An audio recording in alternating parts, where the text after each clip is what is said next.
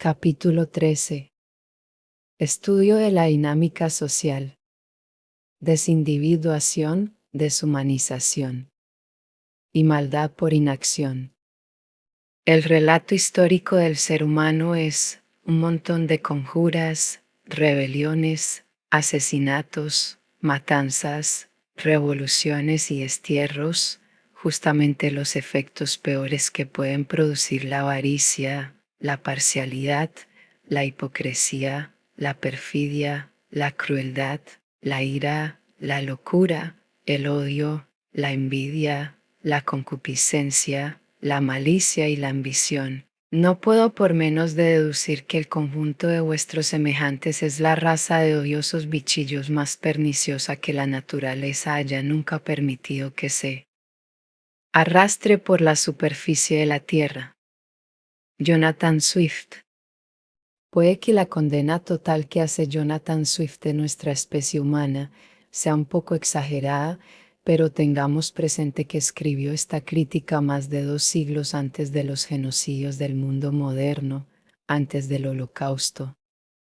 Este punto de vista refleja el tema básico en la literatura occidental de que el género humano ha sufrido una enorme caída desde su estado original de perfección, empezando por el acto de desobediencia de Adán a Dios cuando sucumbió a la tentación de Satanás. El filósofo social Jean-Jacques Rousseau desarrolló el tema de la influencia corruptora de las fuerzas sociales imaginando al ser humano como un salvaje noble y primitivo que ha perdido sus virtudes por el contacto con la sociedad corruptora. En claro contraste con esta concepción del ser humano como víctima inocente de una sociedad omnipotente y maligna se encuentra la concepción de que la persona nace siendo mala, con malas semillas genéticas. El ser humano se mueve por deseos desenfrenados, apetitos insaciables e impulsos hostiles a menos que se transforme en un ser racional, razonable y compasivo por medio de la educación, la religión y la familia o esté controlado por la disciplina que le impone la autoridad del Estado. ¿Por qué bando este antiguo debate toma partido? ¿Nacemos siendo buenos y luego nos corrompe una sociedad mala, o nacemos siendo malos y nos redime una buena sociedad? Antes de que tome una decisión, le pido que considere otra perspectiva. Quizá cada uno de nosotros tenga la capacidad de ser santo o pecador, altruista o egoísta, bondadoso o cruel, malhechor o víctima, recluso o carcelero. Quizás sean nuestras circunstancias sociales las que deciden cuál de nuestras muchas plantillas mentales, cuál de nuestros potenciales vamos a desarrollar.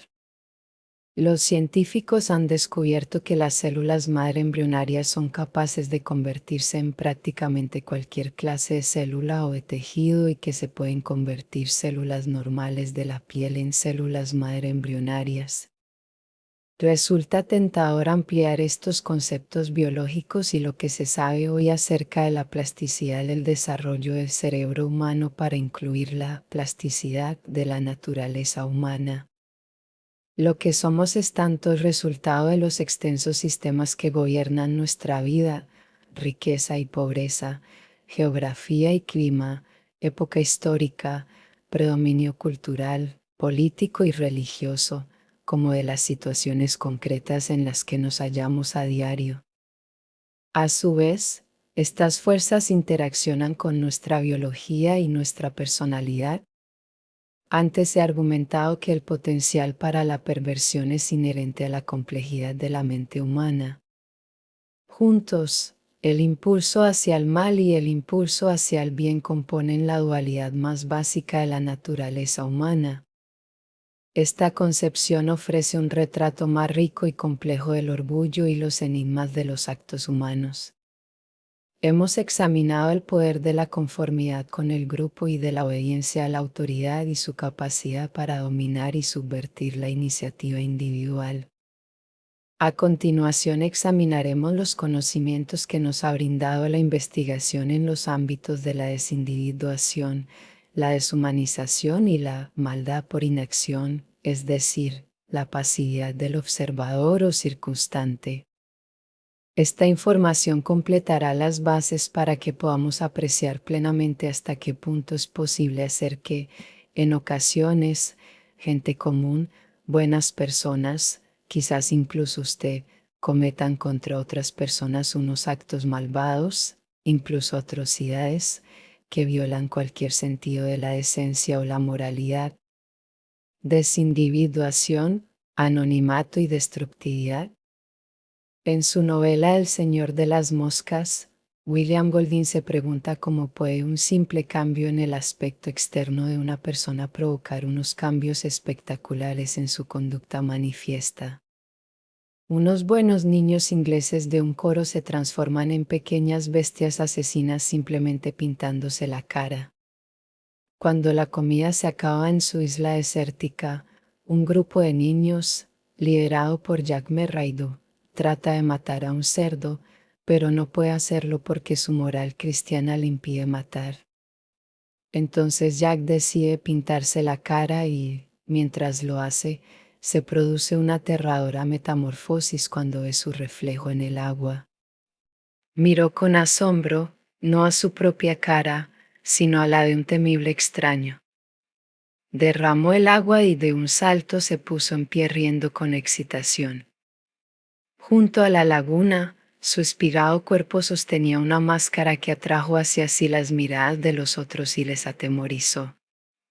Empezó a danzar y su risa se convirtió en gruñidos sedientos de sangre. Brincó hacia Bill y la máscara apareció como algo con vida propia tras la cual se escondía Jack, liberado de vergüenza y responsabilidad. Cuando los otros niños de la pandilla de Jack también se pintan máscaras, no tienen ningún problema en matar al cerdo, cortarle la garganta, derramar su sangre. Una vez consumado ese acto ajeno a ellos de matar a otro ser vivo, saborean la diversión de matar animales y también a sus enemigos humanos, sobre todo al niño sabiendo apodado Piggy, cerdito. El clímax alcanza cuando la manada caza a Ralph, el líder buen chico. ¿Tiene alguna validez psicológica la noción de que disfrazar el aspecto exterior puede infectar de una manera tan espectacular los procesos conductuales? Intenté responder a esta pregunta con una serie de estudios que ayudaron a impulsar un nuevo campo de investigación dedicado a la psicología de la desindividuación y de la conducta antisocial. La conducta cruel de unas mujeres anónimas. El procedimiento básico de este primer experimento consistía en hacer creer a unas estudiantes universitarias que estaban administrando una serie de dolorosas descargas eléctricas a otras mujeres con el pretexto de una tapadera creíble. Tendrían múltiples oportunidades de administrar descargas a otras dos mujeres jóvenes a las que podían ver y oír tras un espejo unidireccional. La mitad de las estudiantes voluntarias fueron asignadas al azar a una condición de anonimato o desindividuación y la mitad restante a una condición de individuación en la que su identidad quedaba al descubierto. Las 4 estudiantes de cada uno de los 10 grupos de la condición de desindividuación ocultaban su aspecto con capuchas y batas de laboratorio de talla muy grande y con unos números, del 1 al 4, en lugar de sus nombres. El experimentador no se dirigía a ellas de una manera individual y las trataba como a un grupo anónimo. Supuestamente, el objetivo de todo esto era ocultar su conducta no verbal para que nadie pudiera detectar sus reacciones. En cambio, a las estudiantes de los grupos que se tomaron para compararse les dieron unas etiquetas con su nombre que les daban una sensación de identidad y todo lo demás era igual que en el grupo desindividuado. Tanto las estudiantes de la condición de desindividuación como las de la condición de comparación actuaron en grupos de 4 y a todos estos grupos se les pidió que administraran repetidas descargas eléctricas a cada una de las dos víctimas en el transcurso de 20 pruebas. La tapadera era que las mujeres que recibían las descargas eran sujetos de un estudio sobre la creatividad en condiciones de estrés. La tarea de nuestras participantes era estresarlas administrándoles descargas eléctricas dolorosas mientras yo, que hacía de experimentador y me hallaba en la sala con las mujeres que recibían las descargas, les administraba la prueba de creatividad. A diferencia del paradigma de Milgram, aquí no había una autoridad que presionara directamente a las estudiantes para que actuaran de una forma agresiva porque yo no estaba con ellas ni les decía nada mientras debían administrar las descargas. Las estudiantes me podían ver a través del espejo junto a las dos mujeres que participaban en el supuesto estudio sobre la creatividad. Además, las estudiantes tampoco se veían presionadas a mostrar conformidad con el grupo porque cada una estaba en un cubículo separado y no interaccionaba con las demás. Por último, ni siquiera se las presionó para que llevaran a cabo la tarea. Bastaba que cualquiera de las cuatro administrara una descarga para inducir en la sujeta un estrés suficiente que influyera en su creatividad. Dicho de otro modo, el hecho de no administrar descargas no constituiría ni desobediencia ni discrepancia con el grupo. Una estudiante podía limitarse a observar pasivamente cómo administraban descargas las otras en lugar de hacerlo ella. La conducta de interés era la duración de la descarga administrada, es decir, cuánto tiempo seguía pulsando cada estudiante el botón de la descarga después de que apareciera la señal para administrarla. Lo que debían decidir no era si pulsaban el botón, sino si dejaban de pulsarlo enseguida o si seguían pulsándolo y administraban a las víctimas unas descargas más largas. Naturalmente, podían optar por no seguir las instrucciones e incluso negarse a pulsar el botón, cosa que ninguna hizo. A una de las mujeres que recibían las descargas se la había presentado como muy agradable y a la otra como muy antipática en unas entrevistas grabadas en cinta. El objetivo era generar en las inductoras de estrés una actitud opuesta hacia cada una de ellas.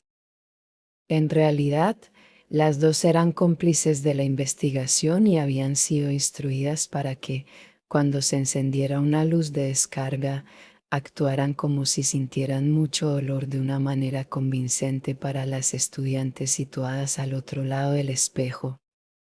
Antes de que empezara el experimento, se administró a cada una de las estudiantes que participaban en el estudio una descarga de prueba, 75 voltios, para que supieran que dolería, aunque, naturalmente, durante el experimento no hubo ninguna descarga real. En cada una de las 20 pruebas, las estudiantes tenían que decidir si querían aplicar o no, y durante cuánto tiempo, este nivel estándar de descarga dolorosa a una mujer que, aparentemente, sufría a causa de sus actos. Luego, cuando la primera mujer salía de la sala y entraba la segunda, había otra tanda de 20 pruebas más. Puesto que cada integrante de los grupos de 4 estudiantes de la condición experimental y de la condición de comparación se encontraba sola en un cubículo separado, sus compañeras de equipo no podían influir directamente en su conducta. No obstante, tenían la sensación de formar un grupo por haber escuchado juntas las grabaciones en cinta. Es importante recordar que, salvo por las condiciones de anonimato o de identificación, el estudio era idéntico para todos los grupos. Los resultados fueron muy claros. Las estudiantes de la condición de desindividuación administraron a las dos víctimas el doble de descargas que las estudiantes asignadas al azar a la condición de individuación. Además, las estudiantes anónimas administraron descargas por igual a las dos mujeres, a la que antes se había calificado de agradable y a la que se había calificado de antipática. En cuanto ponían el dedo sobre el botón, lo que pudieran haber sentido hacia ellas carecía de importancia. También aumentaron el tiempo de descarga para las dos mujeres en las 20 pruebas, manteniendo pulsado el botón mientras sus víctimas se retorcían y gemían delante de ellas. En cambio, Las estudiantes individuadas distinguieron entre la mujer agradable y la antipática y, con el tiempo, aplicaban menos descargas a la primera que a la segunda. El hecho de que las estudiantes anónimas pasaran por alto la impresión de agrado o desagrado que les habían causado las dos mujeres cuando tuvieron la oportunidad de hacerles daño, revela un cambio drástico de mentalidad al hallarse en el estado psicológico de desindividuación. La escalada de las descargas, con reiteradas oportunidades de administrar sus dolorosas consecuencias, parece ser un efecto de la excitación emocional que se está experimentando. La conducta agitada se acaba reforzando y cada acto estimula otra reacción más fuerte y menos controlada. Desde el punto de vista vivencial, esto no responde a una motivación sádica de querer hacer daño a otras personas, sino a la sensación vigorizante que produce el dominio y el control sobre los demás en ese momento concreto. Este paradigma básico se ha reproducido con unos resultados similares en muchos estudios de laboratorio y de campo usando máscaras desindividuadoras, administrando ruido blanco o lanzando bolas de espuma de polistireno a las víctimas, y con sujetos tan diferentes como militares del ejército belga, niños en edad escolar o estudiantes universitarios. También se halló una escalada similar de las descargas con el tiempo en un estudio en el que unos maestros debían administrar descargas a unos alumnos víctimas. En cada sesión de aprendizaje aumentaban la intensidad de las descargas que aplicaban. Recordemos que en el experimento de la prisión de Stanford esta desindividuación la ofrecían las gafas de espejo que llevaban los carceleros y el personal, además de los uniformes de estilo militar. De todos estos estudios se desprende una conclusión muy importante: cualquier cosa o cualquier situación que haga que una persona se sienta anónima, que sienta que nadie sabe quién es o que a nadie le importa, reduce su sentido de la responsabilidad personal y, en consecuencia, hace posible que pueda actuar con maldad. Y esta posibilidad aumenta cuando se añade otro factor: si la situación o alguna autoridad le da permiso para actuar de una manera antisocial o violenta contra otras personas, como ocurre en estos estudios, la persona estará dispuesta incluso a hacer la guerra. En cambio, si el anonimato de la situación solo transmite una reducción del egocentrismo y fomenta la conducta prosocial, la gente estará dispuesta a hacer el amor. El anonimato de muchas fiestas suele contribuir a que haya más contacto social. Así pues, la intuición de William Golding acerca del anonimato y la agresividad era psicológicamente válida, aunque de una forma más compleja e interesante de lo que él creía. A fe mía que esta toga cambia mi forma de ser. William Shakespeare. El anonimato se puede otorgar a una persona no solo con máscaras, sino también por la forma de tratarla en una situación dada.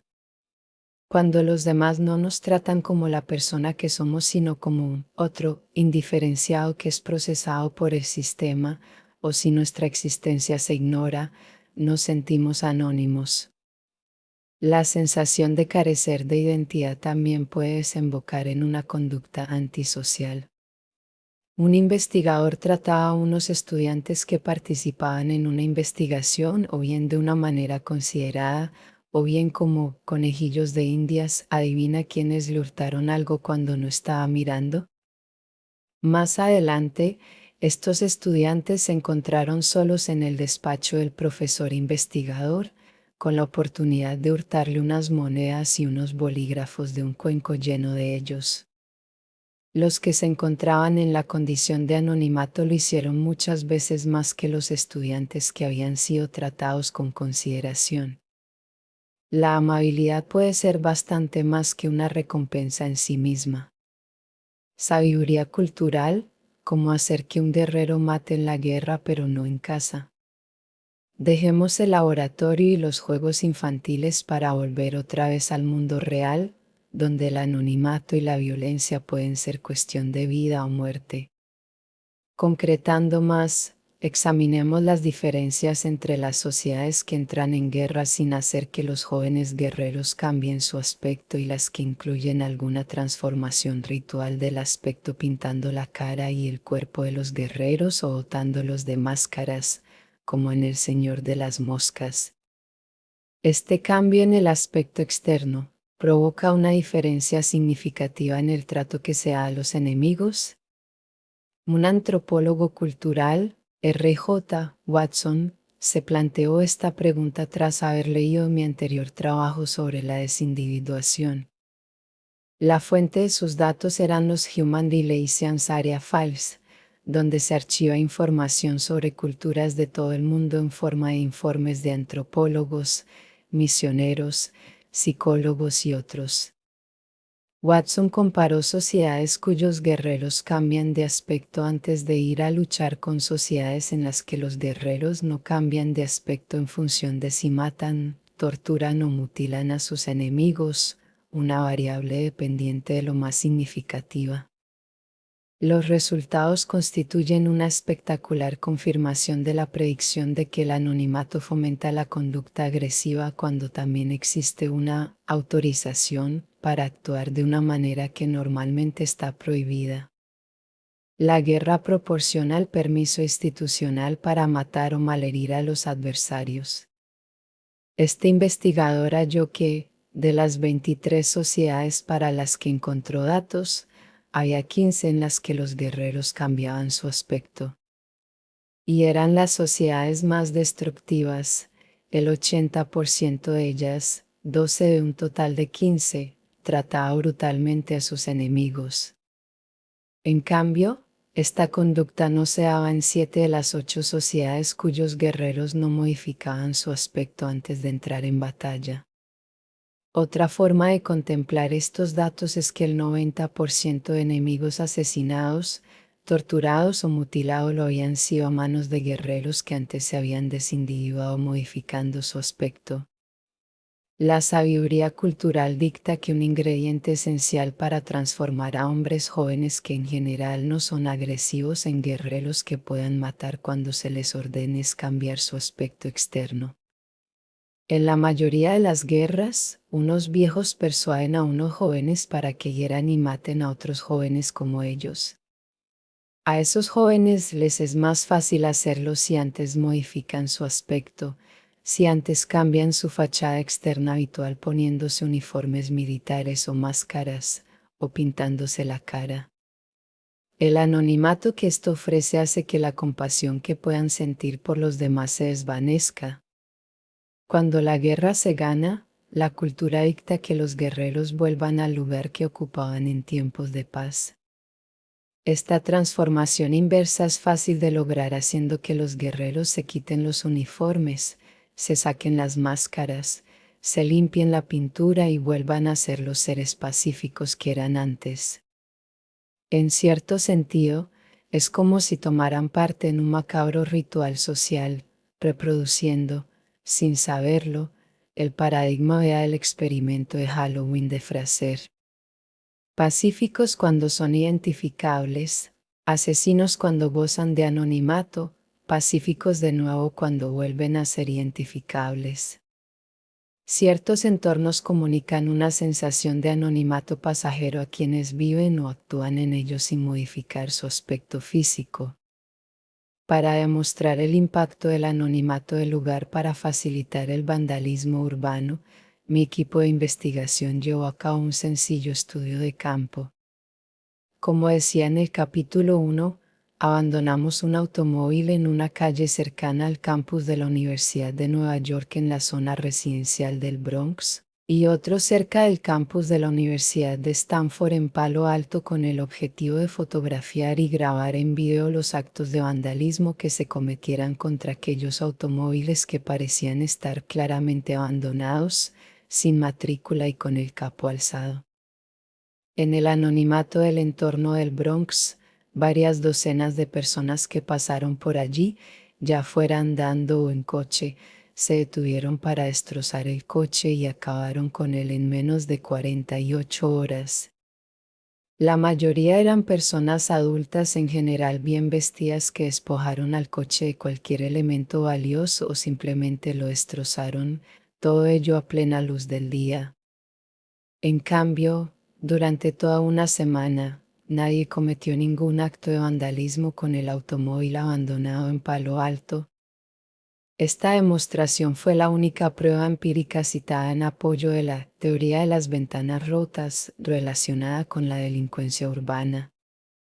Las condiciones del entorno contribuyen a hacer que algunos miembros de la sociedad se sientan anónimos, que nadie de la comunidad dominante sepa quiénes son, que nadie reconozca su individualidad y, por lo tanto, su humanidad. Cuando sucede esto, contribuimos a su transformación en asesinos y vándalos en potencia. La desindividuación transforma nuestra naturaleza apolínea en dionisíaca. Supongamos que la cara buena de las personas es la racionalidad, el orden, la coherencia y la sabiduría de Apolo, mientras que la cara mala es la desorganización, el caos, la irracionalidad y el corazón libidinoso de Dioniso. El principal rasgo apolíneo es la represión y la inhibición del deseo. Se opone al rasgo dionisíaco de la liberación y el deseo desinhibido. Las personas pueden hacerse malvadas cuando se enredan en situaciones en las que los controles cognitivos que normalmente guían su conducta de una forma socialmente y personalmente aceptable se bloquean, suspenden o distorsionan. La suspensión del control cognitivo tiene múltiples consecuencias, entre ellas la suspensión de la conciencia en general y de la conciencia de uno mismo, del sentido de la responsabilidad personal, de la obligación, el compromiso, la moralidad, la culpa, la vergüenza y el miedo, y del análisis de los propios actos en función de sus costes y sus beneficios. Las dos estrategias generales para lograr esta transformación son: 1. Reducir la responsabilidad social del actor. Nadie sabe quién soy o no le importa saberlo. Y 2. Reducir el interés del actor en autoevaluarse. La primera suprime la preocupación por la evaluación social, por la aprobación social, haciendo que el actor se sienta anónimo. Es el proceso de desindividuación. Resulta efectivo cuando actuamos en un entorno que transmite anonimato y diluye la responsabilidad personal. La segunda estrategia acaba con el control de uno mismo y de la propia coherencia recurriendo a métodos que alteran nuestro estado de conciencia. Esto se logra por medio del alcohol u otras sustancias, despertando emociones fuertes, realizando actos hiperintensos, viviendo en un presente expandido donde no hay preocupación por el pasado ni por el futuro, y proyectando la responsabilidad hacia el exterior, hacia los demás, en lugar de hacia el interior, hacia uno mismo. La desindividuación crea un estado psicológico singular en el que la conducta se somete a las exigencias inmediatas de la situación y a los deseos biológicos hormonales. La acción sustituye al pensamiento, la búsqueda del placer inmediato se impone a la dilación de la gratificación y las decisiones refrenadas de una manera consciente dan paso a respuestas emocionales y reflexivas. El estado de excitación suele ser tanto un precursor como un resultado de la desindividuación.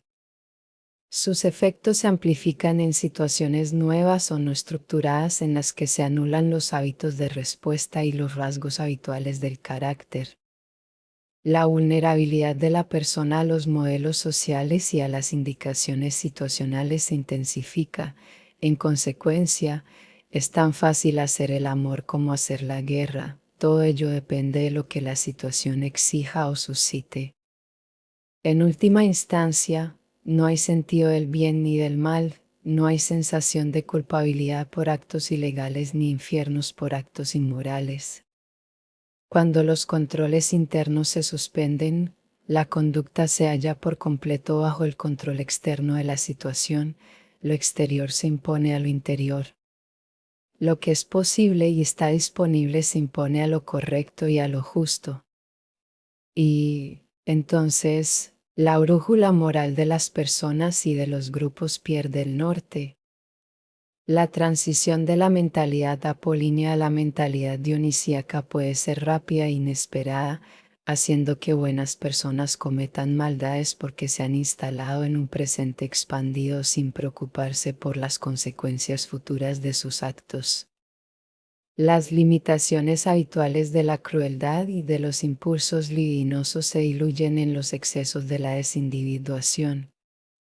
Es como si se produjera una especie de cortocircuito en el cerebro, como si cesaran totalmente las funciones de planificación y de toma de decisiones de la corteza cerebral frontal y tomaran el mando las partes más primitivas del sistema límbico del cerebro, sobre todo el centro de la emoción y la agresividad que se encuentra en la amígdala.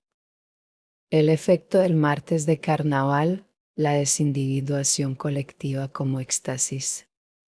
En la antigua Grecia, Dioniso era único entre los dioses. Se le consideraba el creador de un nuevo nivel de realidad que ponía en duda las suposiciones y la manera de vivir tradicionales. Representaba al mismo tiempo una fuerza para liberar al espíritu humano de su sobria reclusión en el discurso racional y la planificación ordenada, y una fuerza de destrucción, deseo sin límites y placer personal sin los controles de la sociedad. Dioniso era el dios de la embriaguez, el dios de la locura, el dios del frenesí sexual y del ansia de batalla.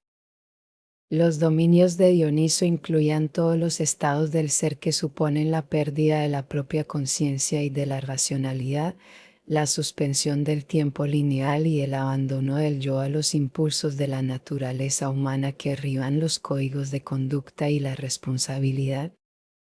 El martes de carnaval tiene sus orígenes en una ceremonia pagana precristiana hoy reconocida por la Iglesia Católica y que se celebra el día anterior al miércoles de ceniza.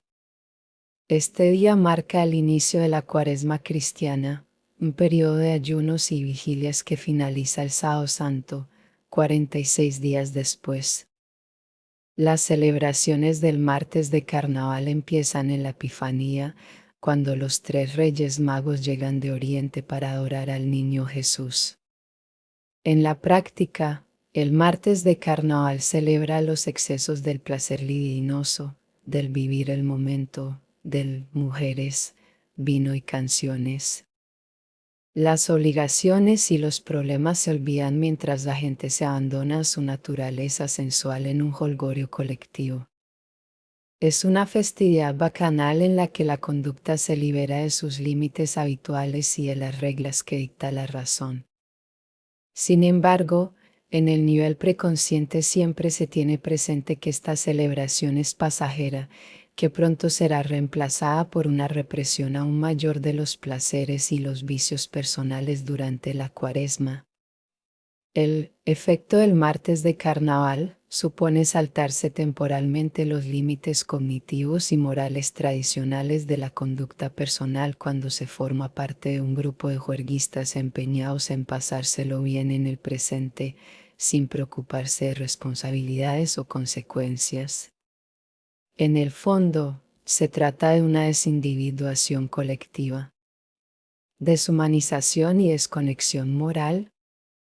La deshumanización es el concepto o constructo esencial en nuestro intento de entender la inhumanidad del hombre con el hombre. La deshumanización aparece siempre que un ser humano considera que se debe excluir a otro ser humano de la categoría moral de ser persona. Los objetos de este proceso psicológico pierden su condición humana a los ojos de quienes los deshumanizan. Cuando se considera que ciertas personas o grupos están fuera de la esfera de la humanidad, los agentes deshumanizadores suspenden la moralidad que normalmente regiría sus actos hacia sus congéneres. La deshumanización es un proceso básico en el prejuicio, el racismo y la discriminación. Estigmatiza a los demás y les atribuye una identidad carente de valor. Por ejemplo, el sociólogo Erving Goffman describe el proceso por el que se desacredita socialmente a los discapacitados. No se los considera plenamente humanos y, en consecuencia, quedan manchados. En estas condiciones, se hace posible que personas normales, moralmente rectas e incluso idealistas, acaben realizando actos de gran crueldad.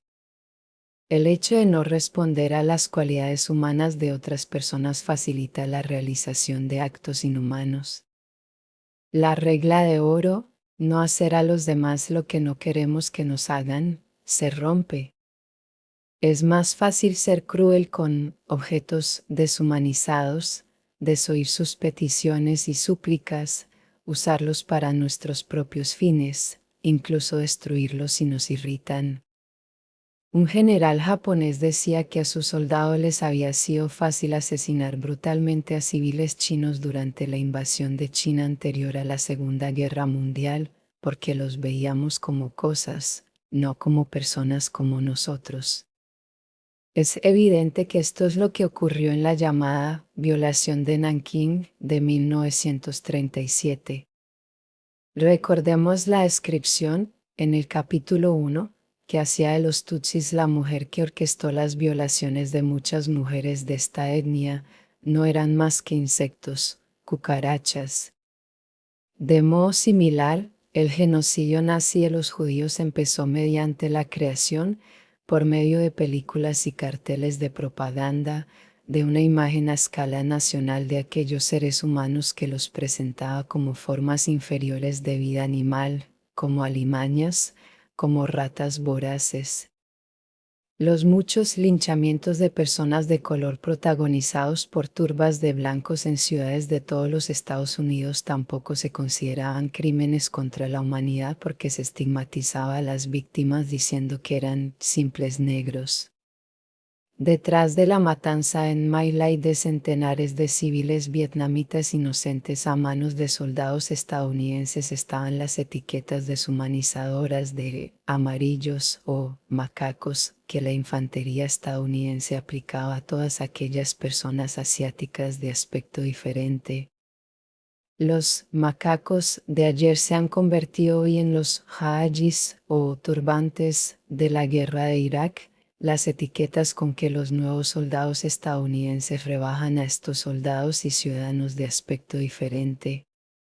Acabas intentando bloquear el hecho de que son seres humanos para poder verlos como enemigos, decía el sargento Mejía tras negarse a volver a lo que consideraba una guerra abominable. Los llamamos turbantes, ¿sabe? Hacemos lo que haga falta para que sea más fácil matarlos y maltratarlos. Que estas etiquetas y las imágenes asociadas a ellas pueden tener unos efectos motivadores muy poderosos quedó demostrado en un fascinante experimento controlado de laboratorio que ya se ha mencionado en el capítulo 1 y que se expondrá con más detalle a continuación. Deshumanización experimental, rebajar a unos estudiantes a la condición de animales. Mi colega de Stanford Albert Bandura y sus alumnos diseñaron un impresionante experimento que demuestra con elegancia el poder que tienen las etiquetas deshumanizadoras para alimentar la agresividad hacia otras personas.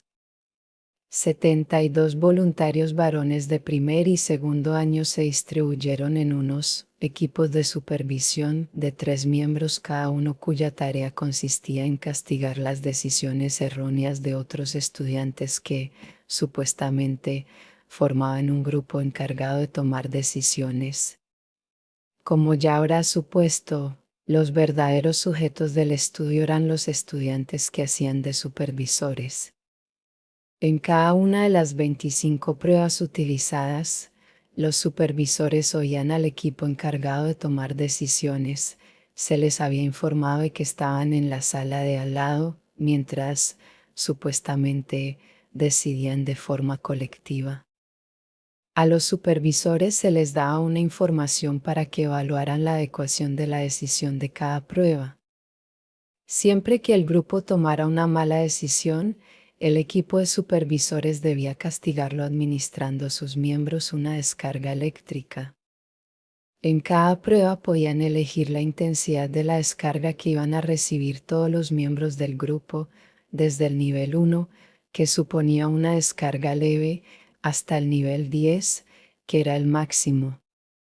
A los supervisores se les decía que en este proyecto participaban personas de distintas extracciones sociales para aumentar la capacidad de generalización, pero todos los grupos encargados de tomar decisiones estaban formados por personas que tenían unos atributos similares. Esto se hizo para que las etiquetas positivas o negativas que pronto se les iban a aplicar se extendieran a todo el grupo. Los investigadores variaron dos características de esta situación: cómo se etiquetaba a las víctimas y la medida en que los supervisores eran personalmente responsables de las descargas que administraban. Todos los supervisores fueron asignados al azar a 3 condiciones de etiquetado: deshumanizador, humanizador o neutro, y a 2 condiciones de responsabilidad: individualizada o difusa. Primero veremos cómo se impusieron las etiquetas y sus efectos. Luego veremos cómo actuaron las variaciones en función de la responsabilidad. Una vez empezado el estudio, cada grupo de supervisores creía oír una conversación por el interfono entre el ayudante de investigación y el experimentador sobre los cuestionarios que supuestamente habían rellenado las personas del grupo encargado de tomar decisiones. El ayudante comentaba en un breve aparte que las cualidades personales de este grupo confirmaban la opinión de la persona que lo había reunido. En la condición deshumanizadora, se decía que el grupo era como un atajo de animales. En cambio, en la condición humanizadora, se decía que era un grupo muy simpático. En la condición neutra no se hacía ningún comentario sobre él. Debe quedar claro que los participantes, supervisores, en ningún momento interaccionaban con las víctimas a las que iban a aplicar descargas y que, en consecuencia, no podían hacer estas evaluaciones personalmente ni comprobar si eran válidas. Las etiquetas eran atribuciones hechas por terceros acerca de otros estudiantes que, supuestamente, también participaban como voluntarios desempeñando un papel en el estudio. Dicho todo esto, ¿tuvieron estas etiquetas algún efecto en el castigo que administraron los estudiantes a quienes supuestamente debían supervisar? En realidad, los otros no existían. Los estudiantes oían unas grabaciones preparadas de antemano. En efecto, las etiquetas surtieron efecto y tuvieron un gran impacto en la medida en que los estudiantes castigaron al grupo. Los grupos que habían recibido la etiqueta deshumanizadora de animales recibieron más descargas y la intensidad de las mismas fue aumentando de una manera lineal a lo largo de 10 pruebas hasta alcanzar una media de 7, de un máximo de 10, para cada grupo de supervisores. Los grupos etiquetados como simpáticos recibieron la menor cantidad de descargas y el grupo sin etiqueta, condición neutra, cayó entre los dos extremos. Además, en la primera prueba no hubo ninguna diferencia entre las 3 condiciones experimentales en cuanto a la intensidad de las descargas administradas. Todos los grupos administraron un nivel de descarga bajo. Si el estudio hubiera finalizado, entonces, la conclusión habría sido que las etiquetas no influían. Sin embargo, con cada prueba sucesiva, y a medida que los errores de quienes tomaban las decisiones parecían multiplicarse, los niveles de descarga de los 3 grupos divergieron. Los que castigaban a los calificados como animales les administraban unas descargas más intensas con el tiempo, un resultado comparable a la escalada del nivel de las descargas de las estudiantes desindividuadas de mi anterior estudio. Este aumento en la respuesta agresiva con el tiempo, con la práctica o con la experiencia, ilustra un efecto de autorrefuerzo. Quizás el placer no se obtenga tanto de causar dolor como de la sensación de poder y de control que se siente en una situación de dominio como aquella, dando a otras personas lo que merecen recibir. Los investigadores destacan el poder desinhibidor de las etiquetas para despojar a los demás de sus cualidades humanas.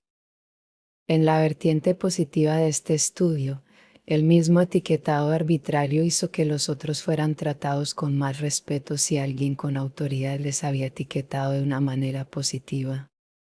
Los considerados simpáticos fueron los que recibieron menos daño. Así pues, el poder de la humanización para contrarrestar el impulso punitivo tiene la misma importancia teórica y social que el fenómeno de la deshumanización.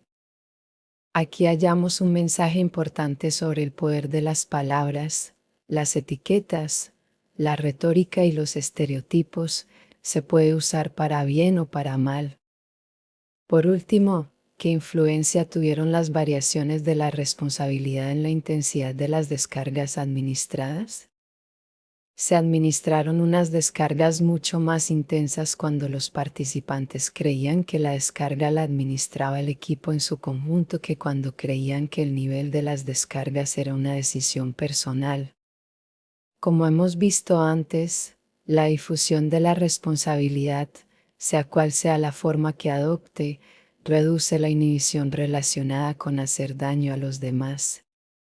Como es lógico esperar, las descargas más intensas y el daño previsto se administraron cuando los participantes se sentían menos responsables personalmente y cuando sus víctimas habían sido deshumanizadas. Cuando el equipo de Bandura examinó cómo habían justificado sus actos los participantes, vieron que la deshumanización fomentaba el recurso a unas justificaciones autoexculpatorias que, a su vez, iban asociadas a un aumento del castigo. Estos descubrimientos sobre la forma en que la gente se desconecta de los frenos habituales que les impiden comportarse de una forma perjudicial para los demás, llevó a Bandura a desarrollar un modelo conceptual de la llamada desconexión moral. Los mecanismos de la desconexión moral. Este modelo parte del supuesto de que la mayoría de las personas adoptan unos principios morales mediante los procesos normales de socialización que experimentan durante su formación. Estos principios favorecen y alientan la conducta prosocial y ponen freno a la conducta antisocial tal como la definen la familia y la comunidad. Con el tiempo, estos principios morales externos impuestos por padres, educadores y otras autoridades se interiorizan en forma de códigos personales de conducta. La persona acaba desarrollando unos controles personales de sus pensamientos y actos que le son satisfactorios y le proporcionan una sensación de autoestima. Aprende a refrenarse para no actuar de una manera inhumana y aprende a fomentar los actos humanitarios. Estos mecanismos de autorregulación no son fijos ni estáticos en su relación con los principios morales de la persona. Más bien están gobernados por un proceso dinámico en el que la autocensura moral se puede activar de una manera selectiva para actuar de una forma aceptable. En otras ocasiones, la autocensura moral se puede desconectar de la conducta reprobable. Las personas y los grupos pueden mantener su sensación de tener unos principios morales simplemente desconectando su actuación moral habitual en ciertas ocasiones, en ciertas situaciones, para ciertos fines.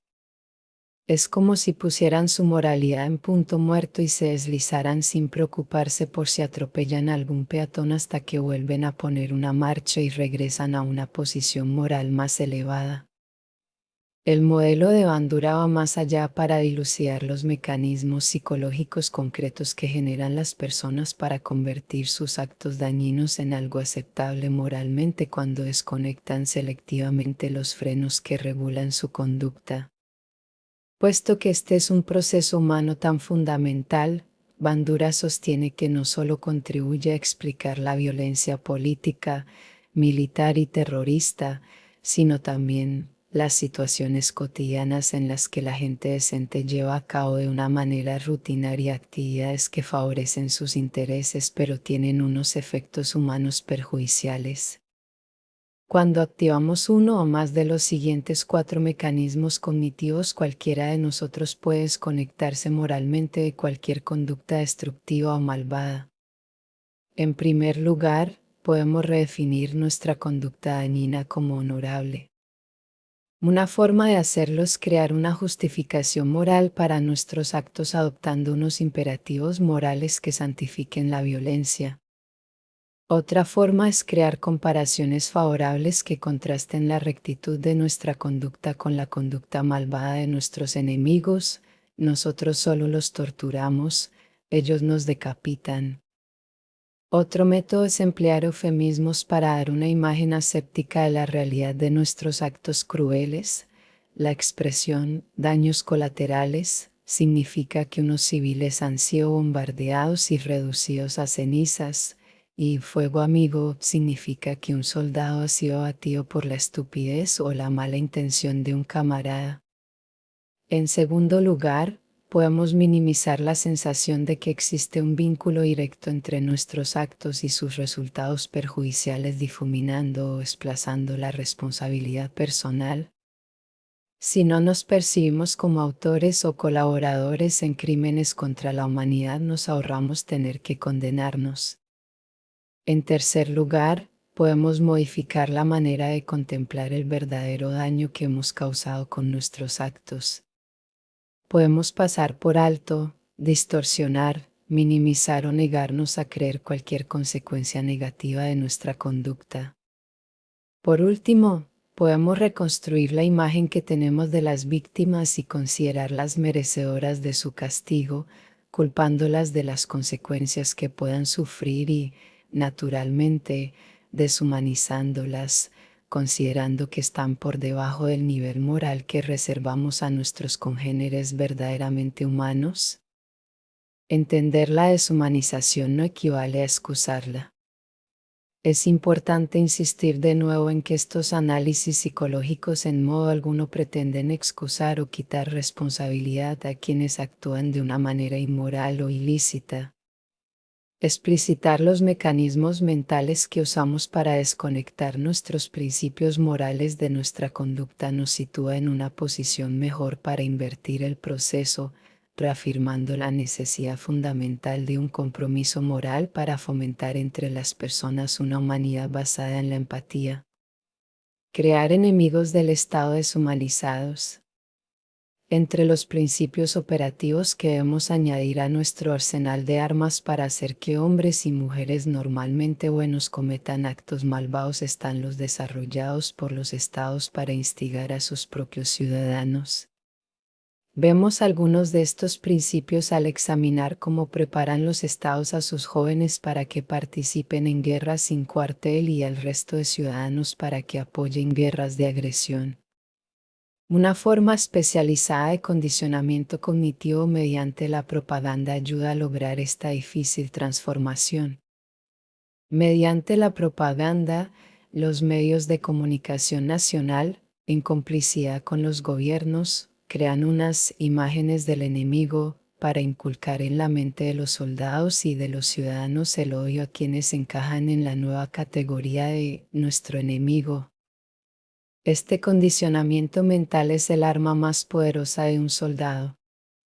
Sin ella nunca podría colocar a otro joven como él en el punto de mira de su rifle y disparar para matarlo. En los ciudadanos induce el miedo a la vulnerabilidad y hace que imaginen cómo sería estar bajo el dominio de ese enemigo. Este miedo se convierte en odio y en la voluntad de iniciar hostilidades para reducir la amenaza.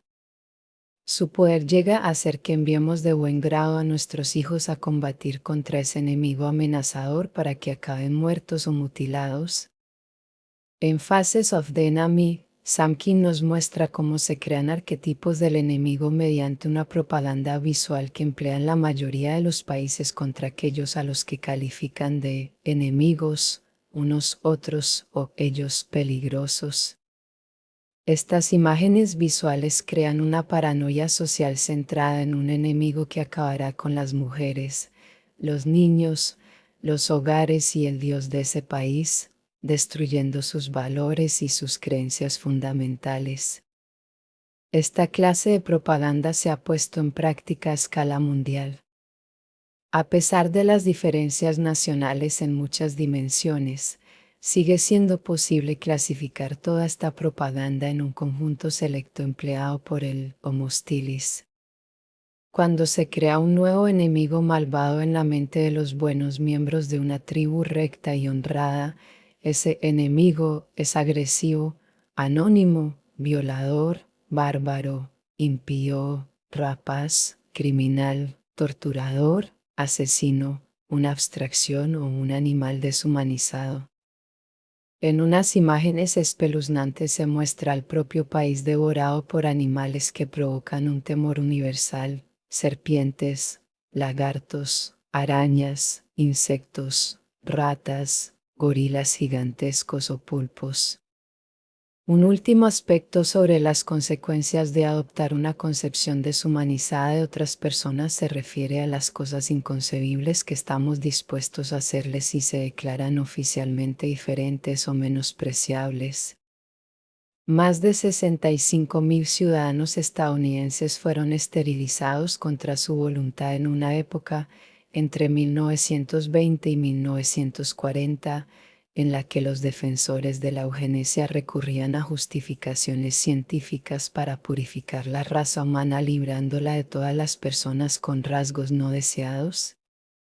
Esperaríamos algo así de Adolf Hitler, pero no de uno de los juristas más venerados de los Estados Unidos, Oliver Wendell Holmes. En una resolución judicial por mayoría, 1927, dictaminó que las leyes de esterilización obligatoria, lejos de ser inconstitucionales, eran un bien social. Es mejor para todo el mundo que, en lugar de esperar para justiciar a unos descendientes degenerados por algún delito o de dejarles pasar hambre por su imbecilidad, la sociedad tenga la facultad de impedir que quienes son manifiestamente inadecuados perpetúen su casta. Con 3 generaciones de imbéciles es suficiente.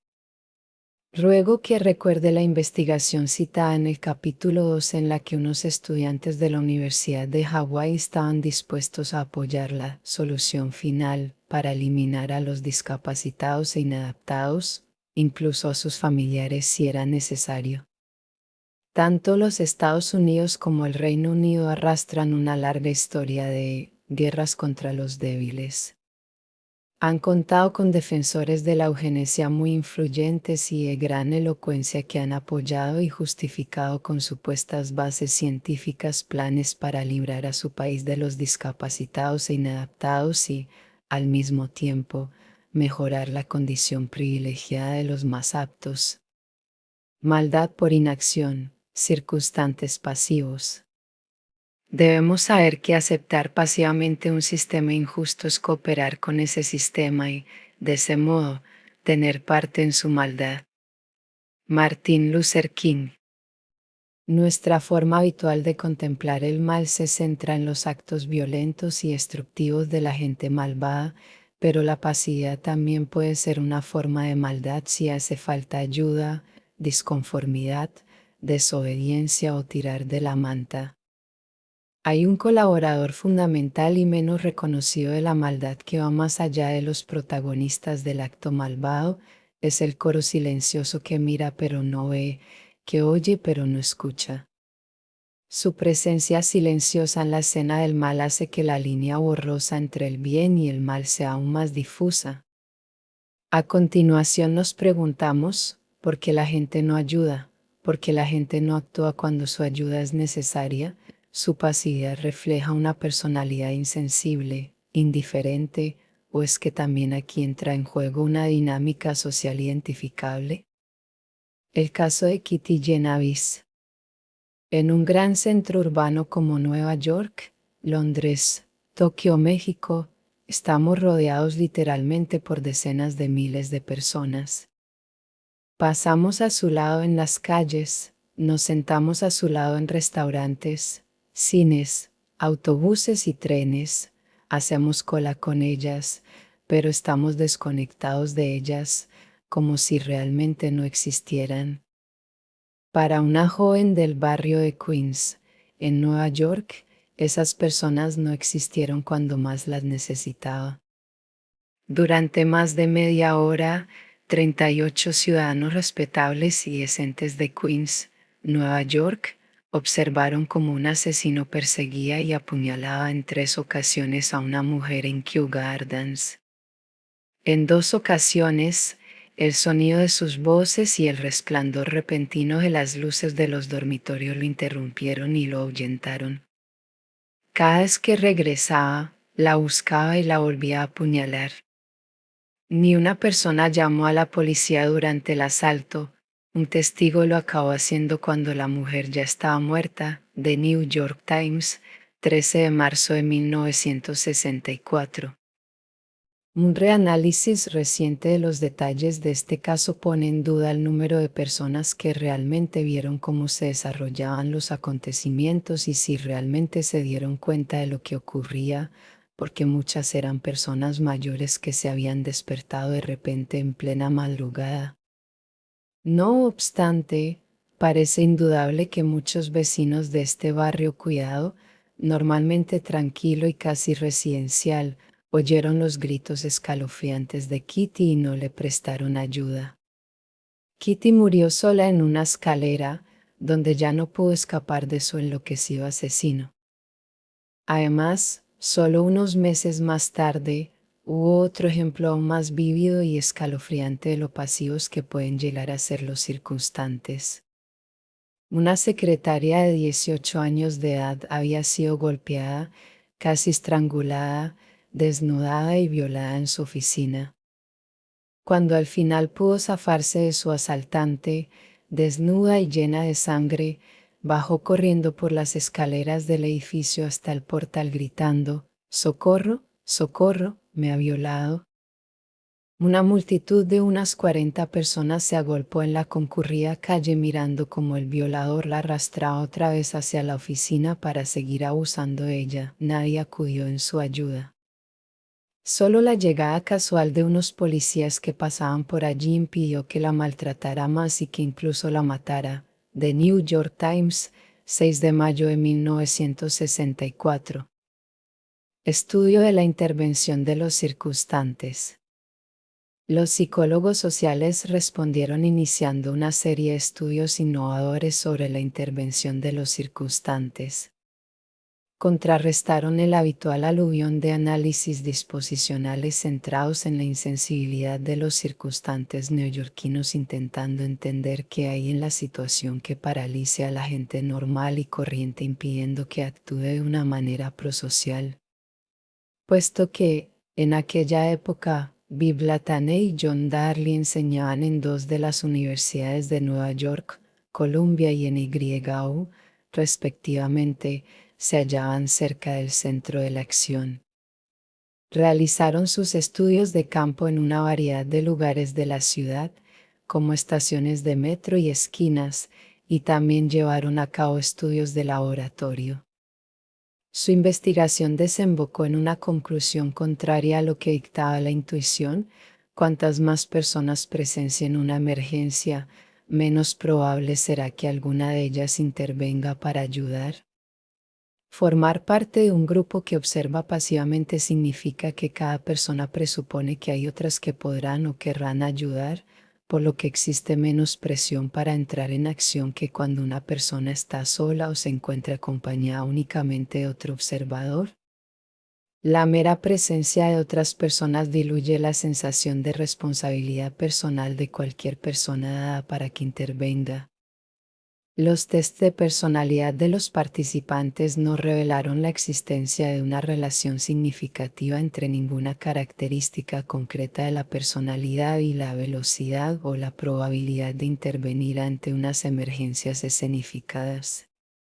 Los neoyorquinos, al igual que los londinenses, los berlineses, los romanos o los habitantes de Varsovia u otras grandes ciudades del mundo, tienden a ayudar y llegarán a intervenir si se les pide directamente o si están solos o en compañía de pocas personas. Cuantas más personas que puedan ayudar estén presentes en una situación de emergencia, más supondremos que alguien más dará un paso adelante y que no tenemos por qué entrar en acción y correr un riesgo personal. Más que por insensibilidad, el hecho de no intervenir no solo se debe a que temamos por nuestra vida en una situación violenta, sino también a que negamos la gravedad de la situación, tememos equivocarnos o hacer el ridículo, o pensamos en el coste de meternos donde no nos llaman. En el grupo también aparece una norma de inacción pasiva. Las situaciones sociales las crean personas, y las personas mismas las pueden modificar. No somos autómatas que actúen siguiendo unos programas dictados por una situación, podemos cambiar cualquier situación mediante unos actos creativos y constructivos. El problema es que aceptamos demasiado la definición que hacen otros de la situación y de sus normas en lugar de arriesgarnos a poner en duda las normas y abrir nuevas opciones conductuales. Una consecuencia interesante de la línea de investigación de los circunstantes pasivos y activos ha sido la aparición de un campo relativamente nuevo de investigación en la psicología social dedicado a la ayuda y el altruismo, que David de Roer y sus colegas han resumido muy bien en una monografía. Los buenos samaritanos con prisa. Un equipo de psicólogos sociales hizo una demostración verdaderamente convincente de que el hecho de no ayudar a desconocidos que se hallan en apuros es más probable que se deba a variables situacionales que a fallos disposicionales. Como este es uno de mis estudios favoritos, de nuevo invito a que me acompañe para ponernos en el pellejo de uno de los participantes. Imaginemos que estamos estudiando en el seminario de Princeton para llegar a ser pastores protestantes.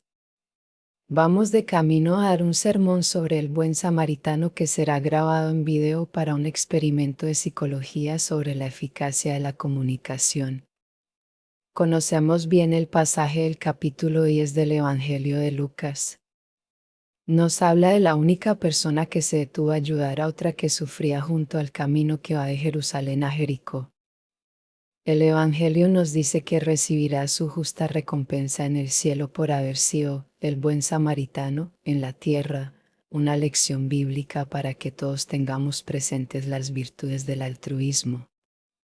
Imaginemos también que mientras nos dirigimos de la Facultad de Psicología del centro de grabación, pasamos junto a un desconocido que gime echado en un callejón y que parece sufrir mucho. Está muy claro que necesita ayuda.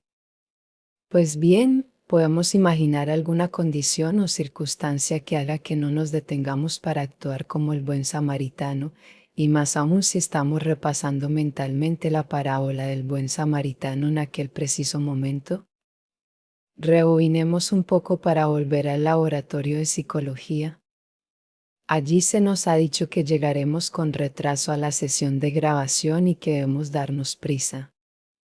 Otros estudiantes de teología fueron asignados al azar a unas condiciones en las que se les decía que tenían un poco de tiempo o tiempo de sobra para llegar al centro de grabación.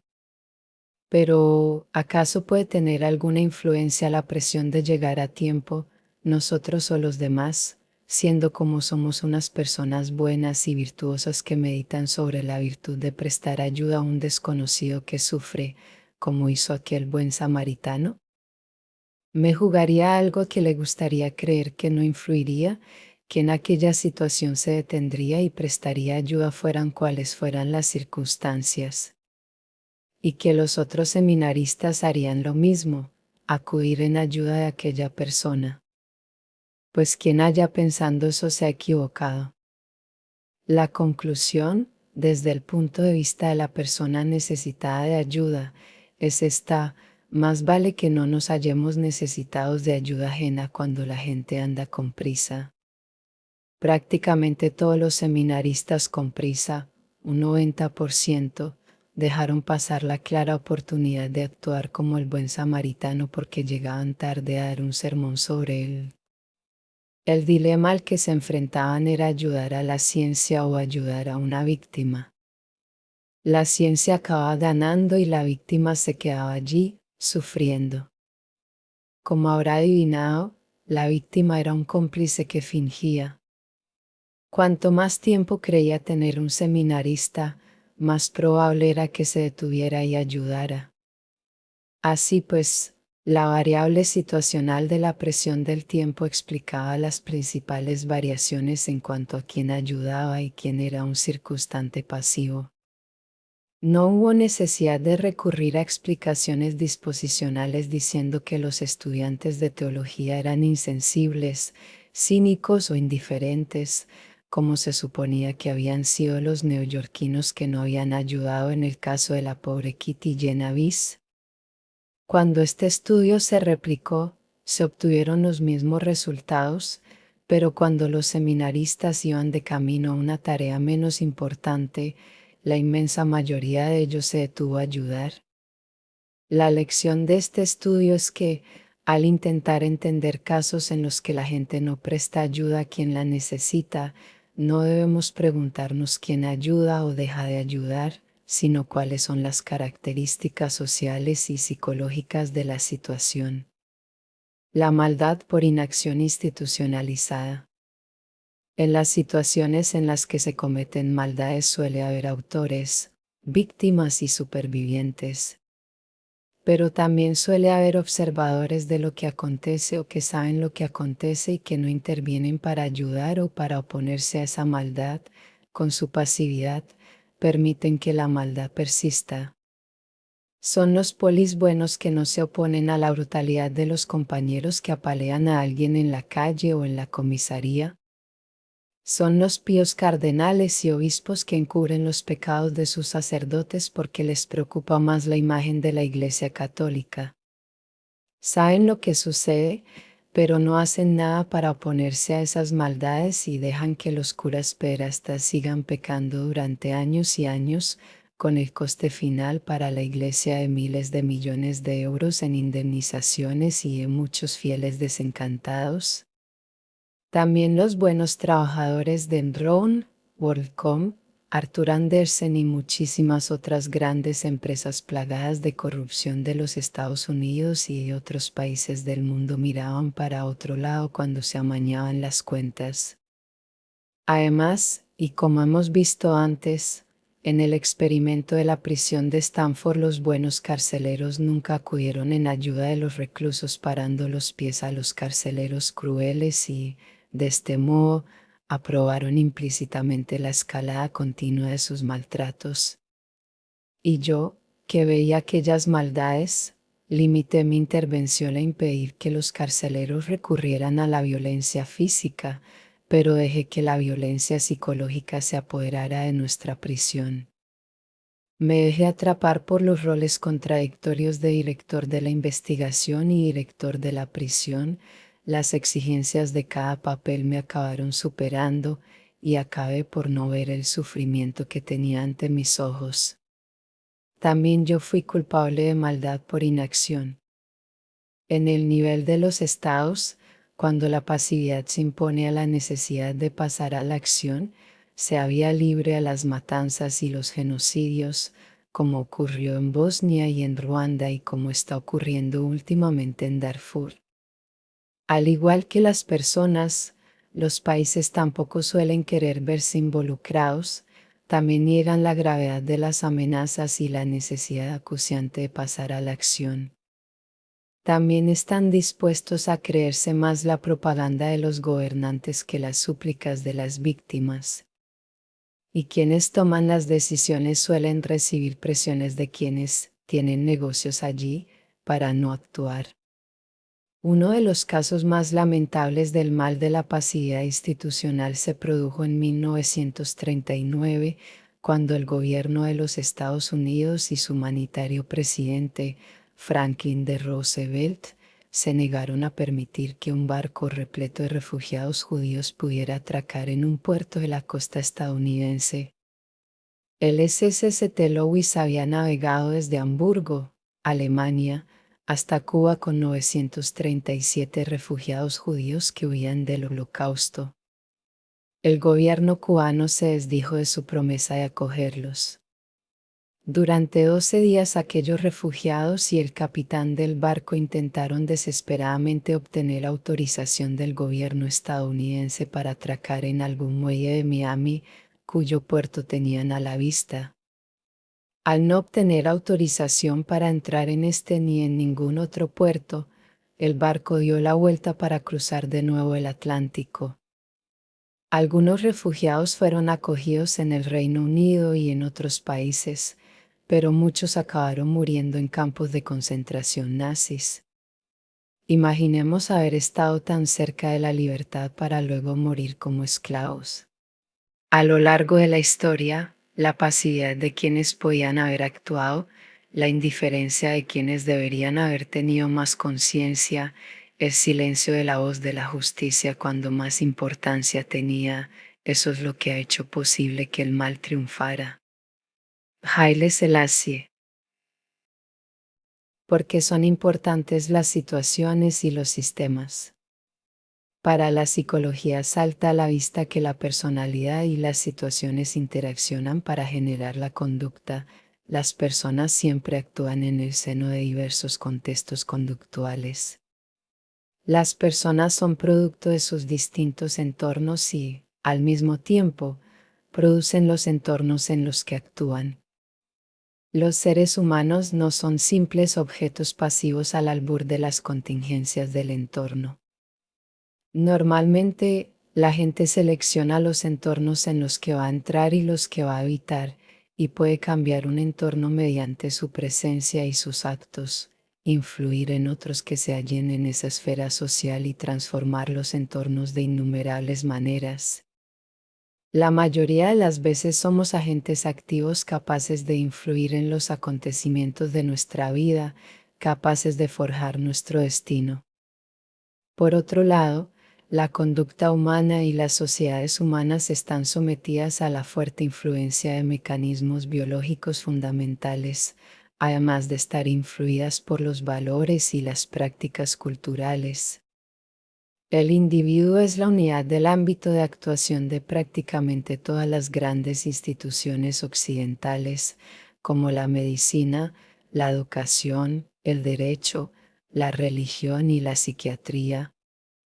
Estas instituciones contribuyen conjuntamente a crear el mito de que las personas siempre tienen el control de su conducta, actúan según su libre albedrío y eligen de una manera racional, por lo que son responsables de todos y cada uno de sus actos. Salvo en casos de discapacidad o de locura, las personas que obran mal deben saber que obran mal y se les debe castigar en consecuencia. Se presupone que los factores situacionales son poco más que un conjunto de circunstancias extrínsecas mínimamente relevantes. Cuando se evalúan los diversos factores que contribuyen a cualquier conducta de interés, los partidarios de la disposición colocan casi todo el peso en la persona y muy poco en la situación. Al parecer, esta postura enaltece la dignidad de las personas, que deberían tener la fuerza interior y la voluntad necesarias para resistir a todas las tentaciones y todos los alicientes situacionales. Los que adoptamos la postura conceptual contraria creemos que esta perspectiva niega la realidad de la vulnerabilidad humana. Reconocer estas flaquezas comunes ante las fuerzas situacionales que hemos examinado hasta ahora es el primer paso para apuntalar la capacidad de resistirse a las influencias perjudiciales y para desarrollar unas estrategias efectivas que refuercen esta resistencia en las personas y en las comunidades. El enfoque situacionista debería alentarnos a adoptar una profunda postura de humildad al intentar entender actos de maldad inconcebibles, impensables, sin sentido, la violencia, el vandalismo, el terrorismo suicida, la violación o la tortura. En lugar de arrogarnos de inmediato una autoridad moral que nos distancie de esos malvados porque somos buenas personas y nos haga rechazar de plano cualquier análisis de la situación, el enfoque situacional concede a esos otros el beneficio de la benevolencia atributiva. Predica la lección de que cualquier acto, para bien o para mal, que haya llevado a cabo cualquier ser humano, también lo podríamos llevar a cabo cualquiera de nosotros frente a las mismas fuerzas situacionales. Nuestro sistema de justicia penal se sustenta demasiado en la noción, que también comparte la opinión pública, de que lo que lleva a alguien a cometer un delito suele estar relacionado con la motivación y la personalidad. Es hora de que el sistema judicial tenga en cuenta las muchas pruebas aportadas por las ciencias del comportamiento sobre la influencia que ejerce el contexto social en la conducta, tanto en los actos criminales como en los morales. Mis colegas Lee Ross y Donna Sestovsky han llevado a cabo un profundo análisis de los retos que plantea la psicología contemporánea, la práctica y la teoría jurídica.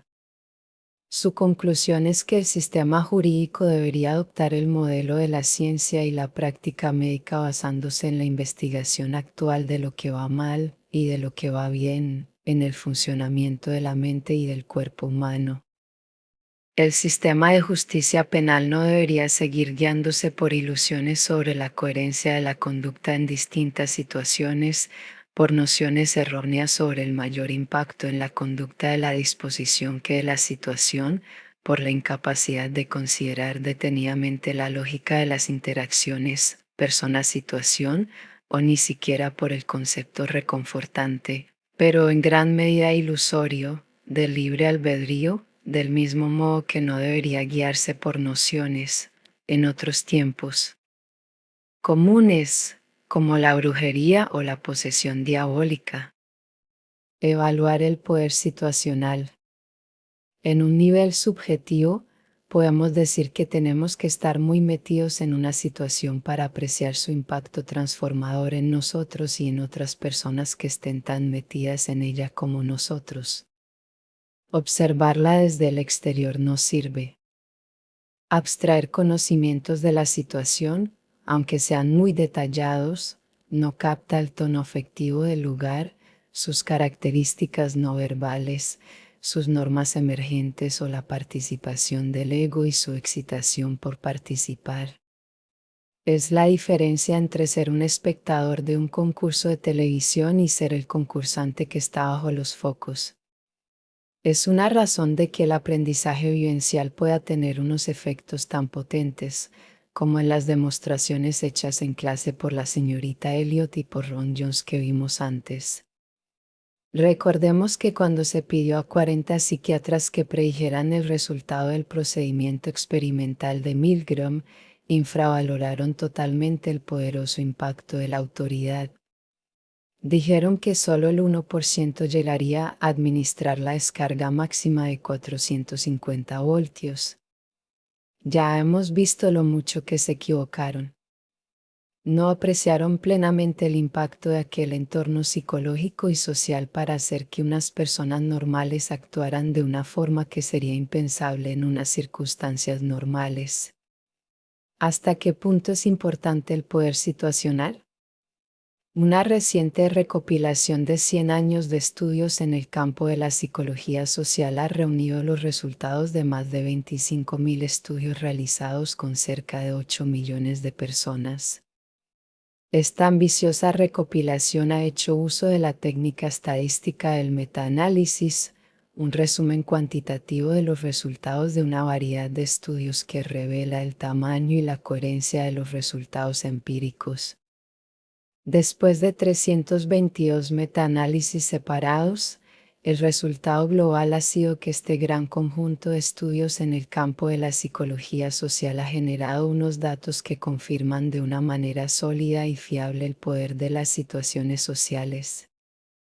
Este conjunto de datos ha sido sometido a un reanálisis centrado únicamente en la investigación dedicada a entender los principios y las variables del contexto social que actúan cuando unas personas normales se dedican a torturar. La investigadora Susan Fiske, de la Universidad de Princeton, ha encontrado 1.500 efectos separados que revelan el impacto constante y fiable de las variables situacionales en la conducta.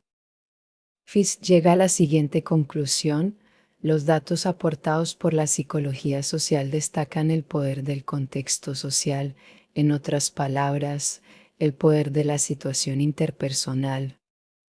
La psicología social ha acumulado un siglo de conocimientos con una gran variedad de estudios sobre la influencia que las personas ejercen mutuamente para bien o para mal.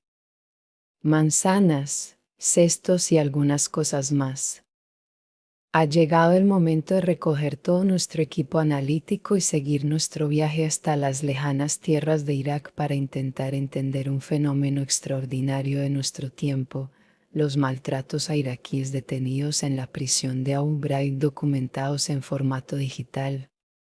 Las revelaciones de estos crímenes contra la humanidad salieron de aquella mazmorra secreta de la Galería 1A, aquella pequeña tienda de los horrores, hasta resonar con todo su horror por todo el mundo. ¿Cómo pudo ocurrir algo así?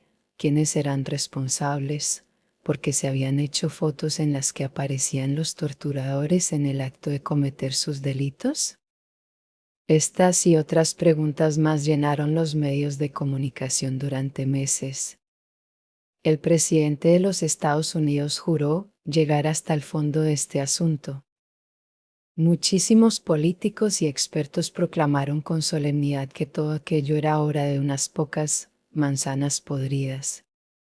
Aquellos maltratadores no eran nada más que un atajo de soldados sin escrúpulos. Nuestro objetivo es reexaminar lo que sucedió y cómo sucedió.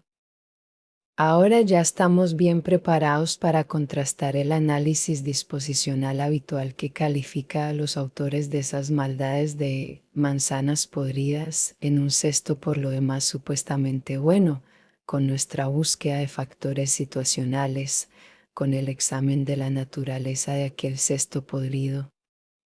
También examinaremos algunas conclusiones a las que han llegado diversas investigaciones independientes en relación con estos maltratos y que nos llevarán más allá de los factores situacionales para incluir al sistema militar y político en nuestra explicación.